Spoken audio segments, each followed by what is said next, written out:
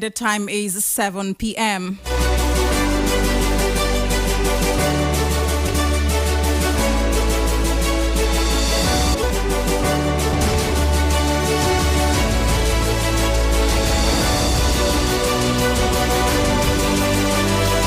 Good evening and welcome to the news at 7 on Rapid 96.5 FM, the sound of your city today, Monday, 15th January 2024. First, the headlines. President Bola Tinubu honor fallen heroes in commemoration of Armed Forces Remembrance Day. Imo State Governor Hope Uzodinma sworn in for a second term. On the foreign scene, Russia dismisses Ukraine peace plan talks in Davos. My name is Joy Nochiri with the news and details coming your way shortly. Please stay with us. Every day, every story. If it matters to you, depend on our news team to bring you the latest.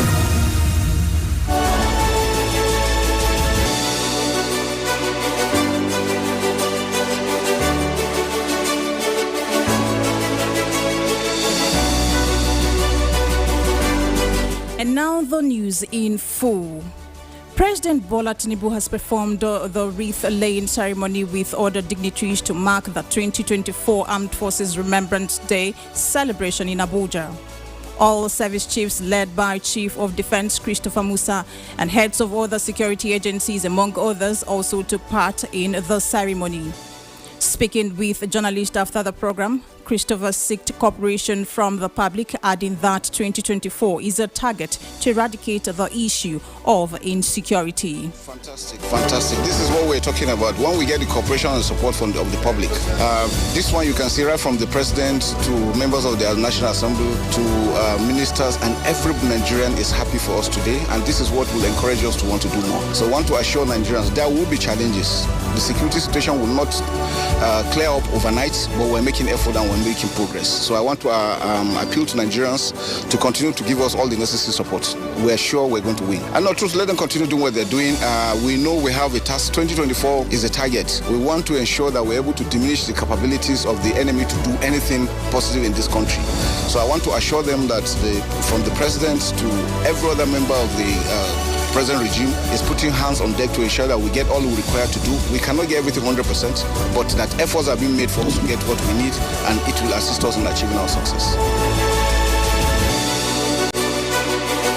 Also speaking, widows of the fallen heroes have this to say. The government should create an avenue where those Kabeda will have scholarship from schools for those who are above 18, so that they can have they have future. Because by the time you call them, they don't have access to university because there's no scholarship. And from a widow whose husband died, and there is no more given to her, even to survive the children, feeding is not there. How will she train a child? By the time the child going to the street tomorrow, say they are bandits. We will want slots of employment for our children who have finished university, and widows who read and who want job. People really don't want to associate with us. Sometimes when you go to ask for help, they see it as if maybe you are kind of disturbing them, and when you knock on the doors, even when they will tell you, our doors are always open, you can come, knock on our door anytime, we'll answer you. When you knock, they don't open. So the widow are really not getting anything.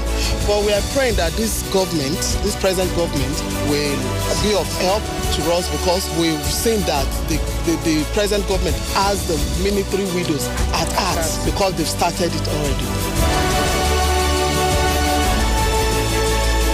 The program, which is organized yearly to commemorate Nigerians' fallen heroes, also witnessed other activities such as prayers, gun salute, and the releasing of pigeons at the National Ecats, Eagle Square, Abuja.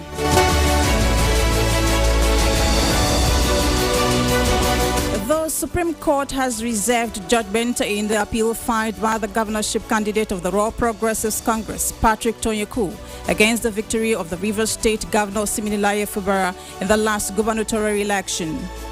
Tonyeku's appeal is against the Independent National Electoral Commission, the People's Democratic Party (PDP), and Fubara. He is contending non-compliance with the Electoral Act and Fubara's continued signing of documents as the Rivers State Attorney General after his nomination as the governorship candidate of the People's Democratic Party as grounds for the appeal. Speaking with journalists after today's ruling, the APC governorship candidate has this to say. We're absolutely very, very confident because we're not dealing with technicalities and frivolous things. We're dealing with statements of fact and law according to the Electoral Act. And so there's nothing to be worried about. I believe that at this level of justice, the judges on this panel will look at the law strictly. And as long as they look at the law strictly, we'll get judgment. Of that, I'm confident. On his part, counsel to Governor Fubara has this to say. Contention from the tribunal to the Court of Appeal and up to the Supreme Court is that he effectively resigned months before the election took place. Their problem is that they are considering election to include primary election. And primary election is not the election in the contemplation of the Constitution. The Constitution contemplates only the general election. And he resigned even before the primary election. So they are saying now it's not up to the quite number of months. So the court will decide at the end of the day what is meant by election if the court rules and there are two concurrent decisions already saying the election in contemplation is the general election. Then he resigned months. The election took place in February, he resigned in September. However, a 5-member panel headed by Justice Kudirat Kekere-Ekun reserved judgment on the appeal after all parties in the suit adopted their briefs of arguments.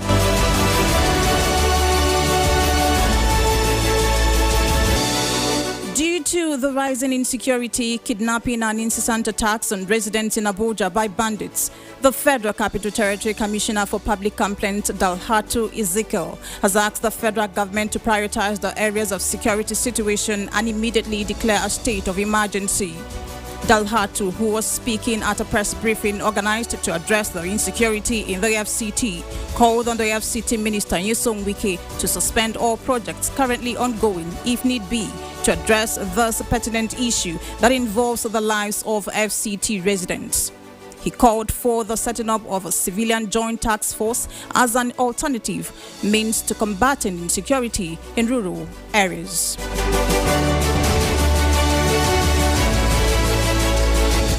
Uzodimma has been sworn in for a second term as the governor of Imo State months after he was re-elected as the state's leader.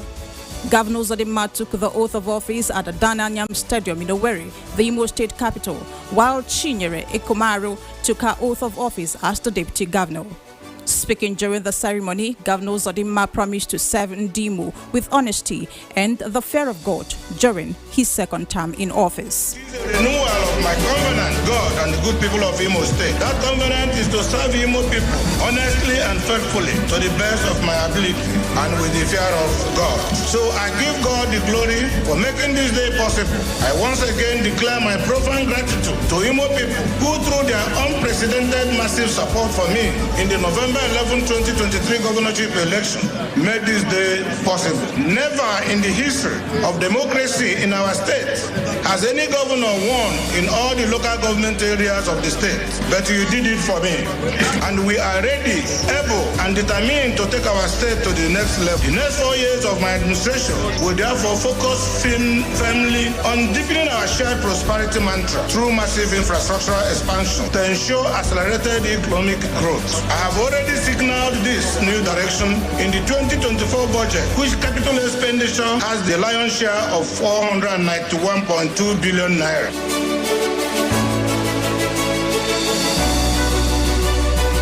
He commended President Bola Tinubu for honoring his invitation, pledging enabling environment for businesses.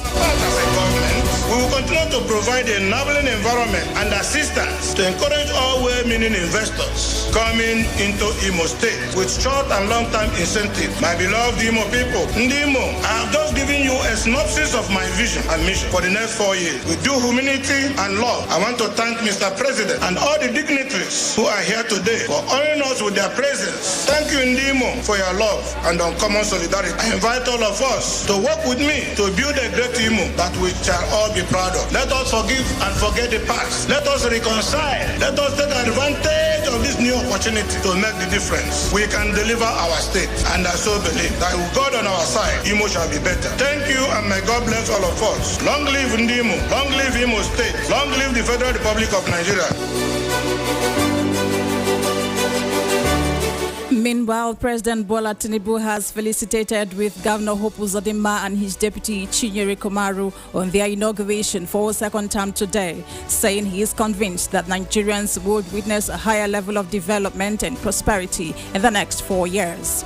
Tinubu, who spoke during the ceremony, described today's inauguration of the governor as a positive development and a demonstration of the collective wishes of the Nigerian people for the enhancement of democracy in the country. The last 40 years, some very few people were cornering our commonwealth, calling it subsidy.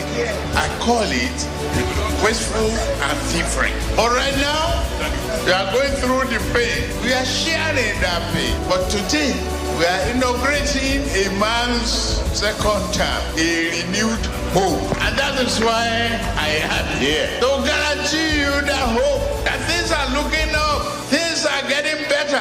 And it will get greater and better for the common good of the Nigerian public. We just need to work hard, be more patient, persevere, and you have consistency in governance. What we learn from this is for us to work together, join hands, and pay attention to our internal security. And today, incidentally, is the Armed Forces Remembrance Day.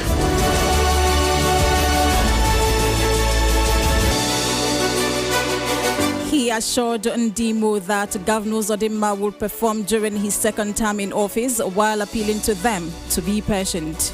In attendance included former President Olusegun Obasanjo, Senate President Godswill Akpabio, the Speaker of the House of Representatives Tajuddin Abbas, and other All Progressives Congress chieftains.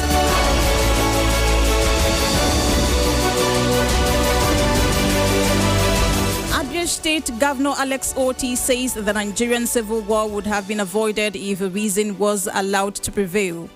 Otti, who spoke in an address during the 2024 Armed Forces Remembrance Day in Umuahia, noted that the loss of millions of lives during the war would remain a long-standing stain on the country's history. To support the body of veterans in our state, for the good of the men and women who once served this nation with strength and devotion. We shall also not forget the families left behind by those who paid the ultimate price in service of our fatherland, defending its territorial integrity or keeping criminal elements at bay. Let me also call on well-meaning individuals, corporate organizations, and community leaders to initiate projects and programs in support of our servicemen and women in appreciation of the sacrifices they make to promote peace at home and restore order and stability within the country and across international borders. Supporting our men and women in uniform, honoring their heroic sacrifices by being patriotic, putting the nation first in our daily conducts and utterances, and working actively for a more just and equitable society. A clear responsibility we must be mindful of as leaders and good citizens.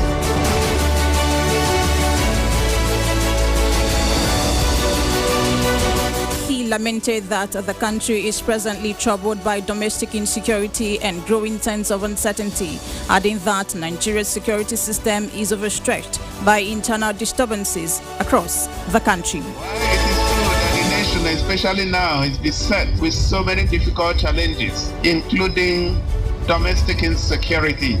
Nothing must take our attention away from the daily sacrifices made by the officers and men in uniform to limit the threats, preserve our national stability, and offer strong lessons in sacrifice and courage. Excellent virtues we need as leaders, especially in our everyday lives. Despite being mostly overstretched with several internal disturbances across the country, requiring their interventions every now and again, our men in uniform continue to acquit themselves fairly creditably each time they are called upon.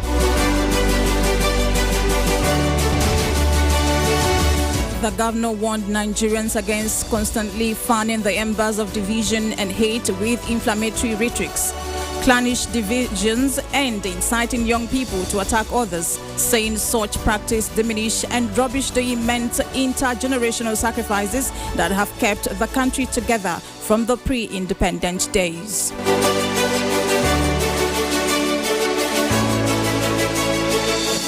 Chairman of the People's Democratic Party in Abia State, Abraham Ama, has expressed readiness to work with Abia State Governor Alex Otti to make the state prosperous and secured as an opposition member. Speaking on Rapid 96.5 FM flagship program Standpoint, Ama, while congratulating Otti on his Supreme Court victory, said Abians are one, belong to one group and one family. I will definitely available to work for the governor from the PDP. If they add it to calculate any level, I will do that without any payment, without any honorarium from the government. I will do it in the constitution. I will start because our government is committed to support not to take any decision. I say Governor Alejo, he has a group of persons who have been working with him for the past year. These persons have contributed to articulate the agenda of the government, to articulate the political philosophy, articulate manifesto. These are the right kind of people who should be working with him. I said it's unfortunate that this is some PDP men who have not against the senator. Having a name, they are making a lot of noise on the social media. As Paralito is not to be. They know where they are coming from.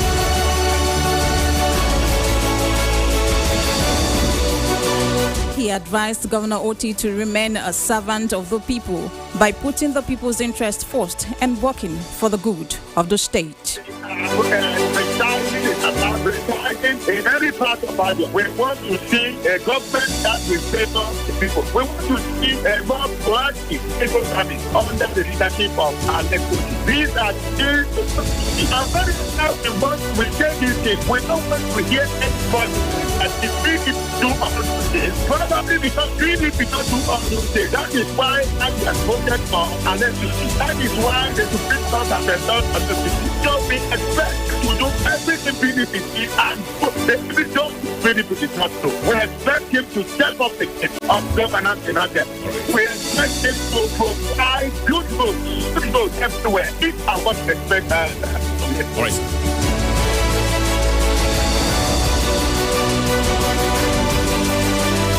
You're still listening to Rapid 96.5 FM News at 7. Next, foreign, business, entertainment, and sports stories. Please stay with us.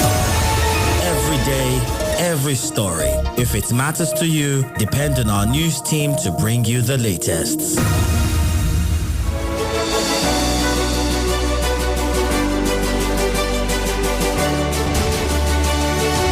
Many thanks for staying tuned, and now the rest of the news. On the foreign scene, Russia has dismissed discussions on the peace plan proposed by Ukraine at the World Economic Forum in Davos, Switzerland, as pointless. The meeting on the peace formula presented by Ukrainian President Volodymyr Zelensky could not lead to result if Russia did not participate for obvious reasons. Almost 2 years after Russia's invasion of Ukraine, the future of Ukraine was the focus of the meeting between the Kyiv government and representatives of over 80 countries and organizations in Davos. The Swiss Foreign Minister Ignacio Cassis, who co-hosted the peace plan discussed in Davos, said the meeting was part of process aimed eventually at securing Russian preparation, although he admitted that Moscow is far from ready to cooperate.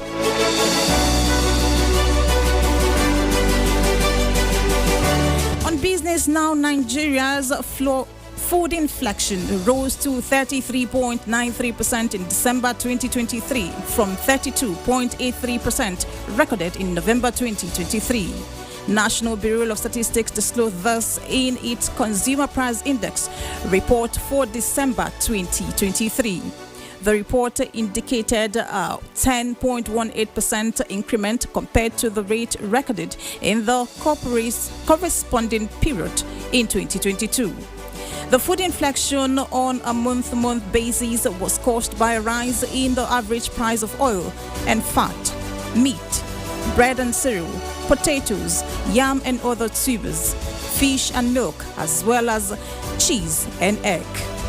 It was reported that Nigeria's headline inflation rose to 28.92% in December for the 12th consecutive time in 2023.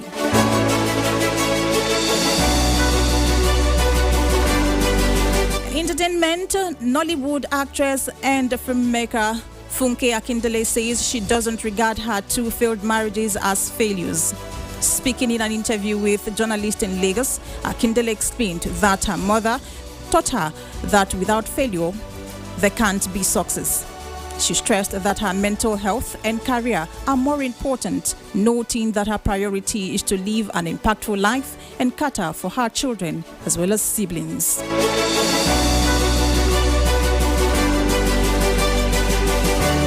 And in the world of sports, Semi Ajayi is upbeat the Super Eagles will get things right in their next game at the 2023 Africa Cup of Nations. Ajayi is confident the Super Eagles will surmount the hurdles. Though three-time winners were far from their best in their opening fixture against Equatorial Guinea. Up next for the Super Eagles is the heavyweight clash with the host, Cote d'Ivoire, at the Asaline Qatari Stadium, Abamp, Abidjan, on Thursday.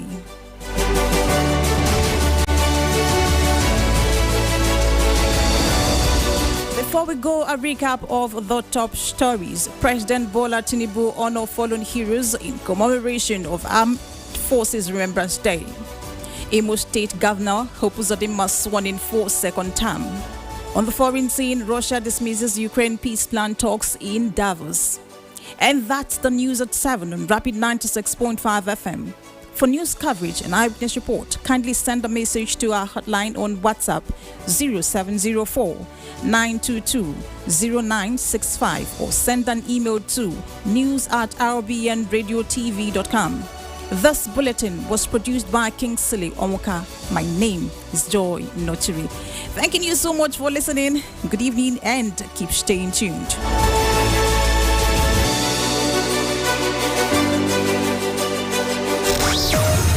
Every day,